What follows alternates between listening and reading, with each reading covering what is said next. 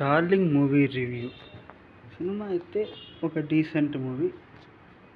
Cinema అసలు ఈ cinema ఏందో సరిగ్గా అంటే చూడడానికి బోర్. ఓకే, ఒక స్టోరీస్ అంటే సినిమా ప్లాట్ వచ్చి ఏదో కొంచెం కామెడీ హర్రర్గా అట్లా పెట్టినాడు.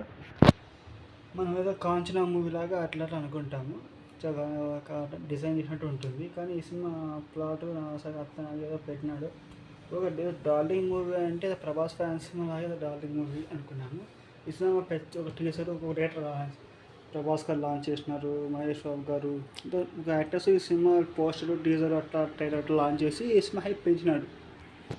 ఏదో ప్రియదర్శి గారి క్యారెక్టర్స్ అంటే ప్రియదర్శి గారు అంటే చాలా మంచి కంప్లైంట్ సినిమా చేస్తారు.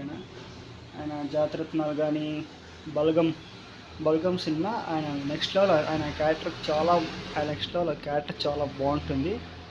దానికి మంచి అవార్డులు కూడా చాలా వస్తున్నాయి. ఇప్పటికీ అవార్డులో సెలక్షన్స్ అయినాయి. తర్వాత మంగళవారం సినిమాలో చిన్న కేమో తీసినాడు. తర్వాత ఆడ కొన్ని సినిమాల్లో నటించినాడు.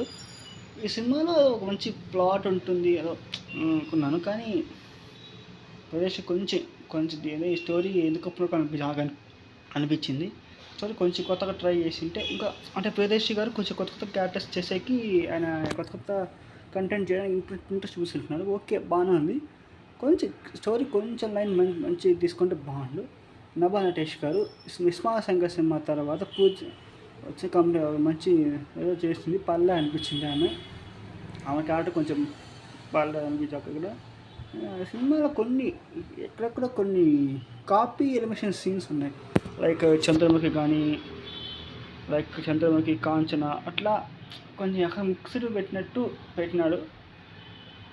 అవంతా లేకుంటే కొంచెం జనరల్గా మూవీ చేసినట్టు అనిపిస్తుంది. ఓకే, బట్ ఇంకా ఈ సినిమాలో మ్యూజిక్ డైరెక్టర్ కూడా